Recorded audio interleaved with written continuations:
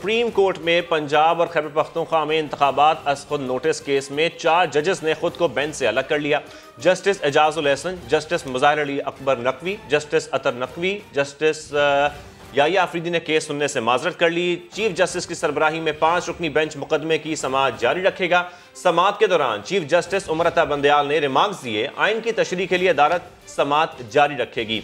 आइन क्या कहता है, इसका दारोमदार तशरीह पर है। कल 9:30 बजे समाअत शुरू करके खत्म करने की कोशिश करेंगे। आगाह किया जाए कि अदालत ये मुकदमा सुन सकती है या नहीं। कल हर सूरत मुकदमा मुकम्मल होना है। चीफ जस्टिस ने रिमार्क्स दिए कि जस्टिस जमाल मंदोखेल का नोट हुक्मनामा से पहले ही सोशल मीडिया पर आ गया। मुस्तकबिल में एहतियात करेंगे कि ऐसा वाकया ना हो। इसी पर मजीद बात करेंगे। सीनियर रैंक पर्सन और तज्जियाकार तलत हुसैन साहब हमारे साथ मौजूद हैं। तलत साहब, आज सुबह से ये मामला हम देख रहे हैं, बड़ा अहम मामला है। इस वक्त मुल्क में एक आईनी बहरान भी है। किसी ने तो इंतखाबात की तारीख का ऐलान करना है, क्योंकि हम देख रहे हैं कि आधा वक्त तो तकरीबन 90 रोज में से गुजर चुका है। इस मामले का जल्द निमटना कितना जरूरी है इस वक्त मुल्क में, तलत साहब? देखें जी, जो चीफ जस्टिस उमर अता बंदयाल साहब के रिमार्क्स हैं उसके मुताबिक तो अब आपको इस मुकदमे का कोई रुख नजर आता है अगले 24 घंटे के अंदर, क्योंकि उन्होंने फरमाया है कि हमें जल्द अज जल्द इस मामले को निपटाना है। और जब उनको ये कहा गया कि आपने सियासी जमातों को सुनना है, तो उन्होंने कहा कि तमाम दरखास्तों को हम सुन के ही इसको निपटाएंगे। लेकिन आपको लगता है कि वहां पर एक कोर्ट के अंदर इस मामले को जल्द अज जल्द किसी मंतकी नुक्ते पर पहुंचाने की एक जुस्तजू और एक ख्वाहिश यकीनन मौजूद है। तो अगले 24 घंटे में तो शायद आपको कुछ शक्ल इसकी नजर आए। लेकिन आज के जो वाकयात हुए हैं उससे आपको कोर्ट के अंदर 2 किस्म की टेंशन क्लियरली नजर आती हैं। एक टेंशन तो वो है जिसका ताल्लुक बाहर के फैक्टर से है, अनासर से है, जिसके अंदर जस्टिस मुज़ाहिर अली नकवी का जो अपना मामला है, उनके ऊपर जो इल्जामात लगे हैं, उनके खिलाफ जो बार ने सुप्रीम जुडिशल काउंसिल को मूव किया है एक इंडिपेंडेंट दरखास्त के हवाले से भी, वो टेंशन आपको नजर आती है। एजाजुल हसन साहब और मुज़ाहिर अली नकवी के ऊपर एतराज़ात सियासी जमातों की तरफ से भी हैं, तो इनके ऊपर तो बाहर से जो एतराज़ात हैं उसने बेंच के अंदर आपको दरारें डालते हुए दिखाया। दूसरे जो एतराज़ात हैं वो अंदर से आए हैं। अतर मिल्ला साहब ने जो एतराज़ उठाया है उसके अंदर जो प्राइमरी बात है वो ये कि जो असम्बलियाँ तहलील की गई हैं ये भी तो देखना होगा उसके अंदर कौन से जमहूरी असूल इन्वॉल्व थे। और जिस तरह मंदोखेल साहब ने या आफरीदी साहब ने पार्टी में नुक्ता उठाया कि एक गैर जरूरी मामले को टेकअप किया गया, तो आपको अदालत बैरूनी और अंदरूनी दरारों का शिकार होती नजर आती है। और अब ऊपर से जो सीनियर तरीन 2 जज साहबान हैं उनको इस बेंच का हिस्सा भी नहीं बनाया गया। तो 5 रुकनी बेंच अगर इसको कंक्लूड कल करता भी है किसी भी सूरत में, तो उस फैसले की जो वैलिडिटी है या वजन है मुझे तो बहुत मुतनाज़ा नजर आती है। ठीक है तलत साहब, जिस तरह से आपने कहा कि बेंच के ऊपर सवालात उठाए जा रहे हैं और साथ ही साथ सिर्फ बाहर से नहीं इख्तलाफ किया जा रहा, अंदर से भी इख्तलाफ किया जा रहा है। जिस तरह से आपने कहा कि 5 अगर जजेस का यही बेंच अगर फैसला सुनाता है तो उसके बाद भी इसके ऊपर सवालात उठते हैं। तलत साहब, एक और सवाल जो यहाँ पर पैदा होता है उसके ऊपर आएंगे, आप हमारे साथ मौजूद रहिएगा। माहिर कानून यासिन आज़ाद साहब ने भी हमें ज्वाइन किया है। बहुत शुक्रिया आपका यासिन साहब। यासिन साहब, अब बेंच के ऊपर काफ़ी ज़्यादा जो राय हैं, आरा हैं जो वो सामने आ रही हैं कि फुल कोर्ट होना चाहिए या एटलीस्ट लार्जर जो बेंच है वो बनाया जाना चाहिए। सर, कानून क्या कहता है जब एक दफ़ा सुप्रीम कोर्ट की जानिब से ये कह दिया गया कि फर्दर प्रोसीडिंग यही 5 लोग जो हैं इसको लेकर चलेंगे और यही कल तक केस को निपटाने की कोशिश करेंगे, तो सर कोई गुंजाइश निकलती है लार्जर या फिर फुल कोर्ट की? देखें, पहली बात जो है वो ये है कि जिस दिन इस केस की प्रोसीडिंग हुई उसी दिन ये एप्लीकेशन दी गई थी कि फुल कोर्ट बनाया जाए, और एतराज़ ये भी किया आया था कि एजाजुल हसन और नकवी साहब ये इस बेंच का हिस्सा न बने, चूँकि ये वो 2 जज हैं जिन्होंने सो मोटो एक्शन के लिए चीफ जस्टिस को भेजा। हालांकि उनके सामने ये केस नहीं था, इसके बावजूद उन्होंने उनको भेजा और उसके बाद उन्होंने सो मोटो एक्शन ले लिया। क्या ऑनरेबल सुप्रीम कोर्ट के नॉलेज में ये बात नहीं थी कि लोअर हाई कोर्ट इस सिलसिले में एक फैसला दे चुका है और उसकी intra court appeal lower high court में पेंडिंग है?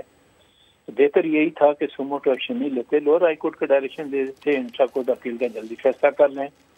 जब मामला लोअर हाई कोर्ट में था तो फिर ऑनरेबल सुप्रीम कोर्ट की तरफ से 184(3) में जो कार्रवाई کے لیے بنچ بنایا گیا، اور اس بنچ میں جو آج جج صاحبان کے نوٹ آئے ہیں وہ اتنے سیریس ٹائپ کے نوٹ ہیں. میں نے اس سے پہلے شاید ایک دفعہ یہ بات کہی تھی کہ جو پنجاب اسمبلی کو ڈیزالو کیا گیا، اگر پرویز الہی نے جو آرڈر کیا اس آرڈر کو پڑھیں تو 1 لائن کا آرڈر ہے ٹوٹل.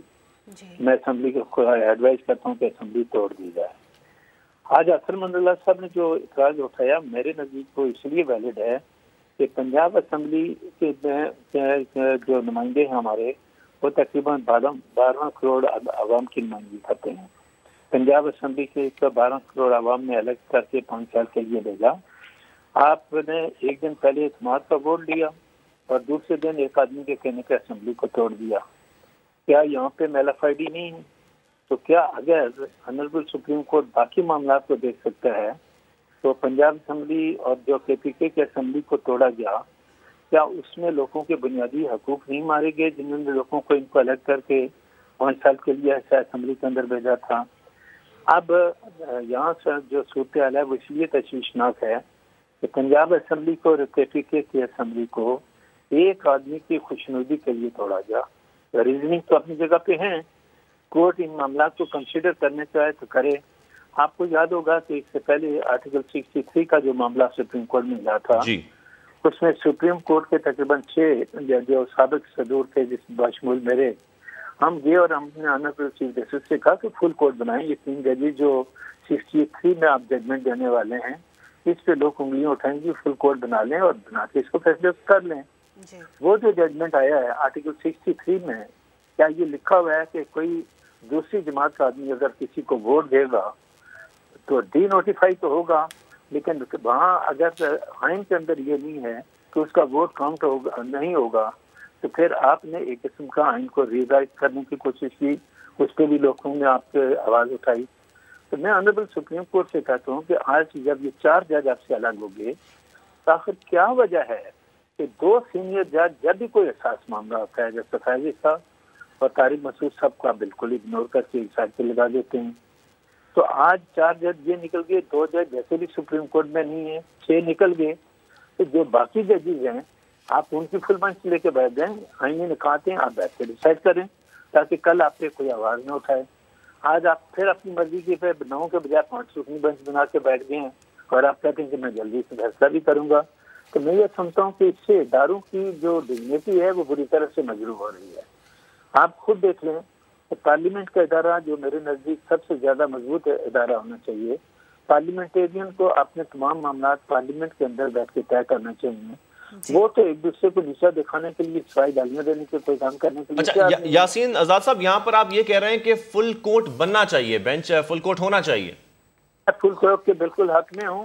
اگر آپ 1 ججز کا فیصلہ کوئی آئے گا تو جس طرح 63 میں 3 ججز نے فیصلہ دیا تھا، آج تمام لوگ کہتے ہیں کہ وہ فیصلہ ہمارے حساب سے غلط ہے، پھر انگلیاں اٹھیں گی. اس سے بہتر یہ ہے کہ 2 سینئر جو ہے، ٹھیک ہے، یہی عام نقطہ میں طلب حسین صاحب آپ کی جانب لانا چاہوں گا کہ بعد میں انگلیاں نہ اٹھیں، اس لیے فل کورٹ بینچ بن جانا چاہیے. دیکھیں یاسین آزاد صاحب نے بڑے واضح انداز سے آپ کو تفصیل کے ساتھ بتایا ہے کہ جس طریقے سے کورٹ کام کر رہی ہے وہ طریقہ آئینی معاملات کو طے کرنے کا نہیں ہے. ابھی میں چیف جسٹس صاحب کے ریمارکس سن رہا تھا، ہمارے چینل کی اسکرین پہ چل رہے تھے کہ اس کو ہم نے جلدی طے کرنا ہے، یہ کوئی دیوانی مقدمہ تو ہے نہیں، قانونی نقطہ ہے. تو جس طرح یاسین آزاد صاحب فرما رہے تھے کہ قانونی نقطہ آئینی نقطہ ہے، اس نقطے کی اہمیت کے اوپر اگر انتخابات کا دار و مدار ہے اور اداروں کے مینڈیٹ کا دار و مدار ہے تو اس کے اندر تمام جج صاحبان کو ہونا چاہیے، فل کورٹ ہونا چاہیے. اور جس طریقے سے بھی بتایا گیا کہ 4 جو جج صاحبان ہیں مختلف وجوہات کی بنیاد پر انہوں نے اپنے آپ کو اس بینچ سے علیحدہ کر دیا. 2 جج صاحبان کو آپ نے شامل ہی نہیں کیا کیونکہ آپ ان کو شامل کرتے ہی نہیں ہیں. تو یہ تو مائنورٹی بینچ بن گیا. اب اس بینچ کے اندر بھی جو آراء ہے وہ اس کے اوپر بٹی ہوئی ہیں. جسٹس منصور کے اگر آپ آبزرویشنز اٹھا کے دیکھ لیں وہ آپ کو ایک سمت میں جاتے ہوئے نظر آتے ہیں. تو 3-4 اشخاص بیٹھ کر، چاہے وہ چیف جسٹس ہو اور اہم ترین جج صاحبان ہو، سب کی عزت مقدم ہے، وہ اتنے بڑے معاملے کو طے نہیں کر سکتے. ابھی میں اعتراض یہ بھی دیکھ رہا تھا جو چیف جسٹس صاحب کی طرف سے آیا کہ ایک جو نوٹ ہے، یادداشت جو ہے وہ سوشل میڈیا پر پہلے آ گئی اور وہ نہیں آنی چاہیے تھی. ذکر کر رہے تھے یحییٰ آفریدی صاحب کے نوٹ کا. तो गुजारिश ये है, ये मुदख्खिल साहब के नोट का, तो गुजारिश ये है कि जज साहिबान के नोट्स के ऊपर, यादाश्तों के ऊपर सोशल मीडिया पर आने पर तो एतराज है, लेकिन जब अहम तरीन जज साहिबान इस मामले के बारे में अपना जहन पहले से ही बता देते हैं, तो फैसला पहले से सादर कर चुके हैं कि हमने इसको खास तरीके से तय करना है, उसके ऊपर भी तो एतराज उठाए जा सकते हैं, जो उठाए जाएंगे। लिहाजा इस बेंच की इस वक्त जो कदर है आईनी मामला को तय करने की, बहुत हल्की है, और अच्छा यही होगा कि इस बेंच को या तो फुल कोर्ट के अंदर कन्वर्ट किया जाए, और या फिर इसके ऊपर जो शदीद किस्म के एतराजात आ रहे हैं उनके पेश नजर रिकंसिडर किया जाए कि इस मामले को इस बेंच के सामने होना भी चाहिए या नहीं।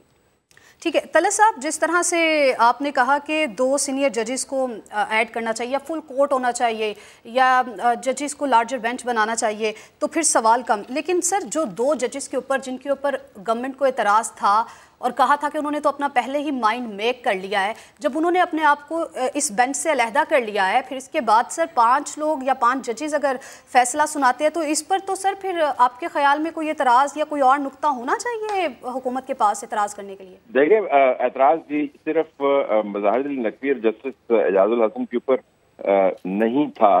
जो खामोश एतराज़ और एहतजाज है वो चीफ जस्टिस साहब के ऑब्जर्वेशंस पर ही है। मज़ाहिर नकवी साहब का मामला तो बहुत ही संजीदा है, उनके ऊपर तो ज़ाती किस्म के इल्ज़ामात लगे हैं।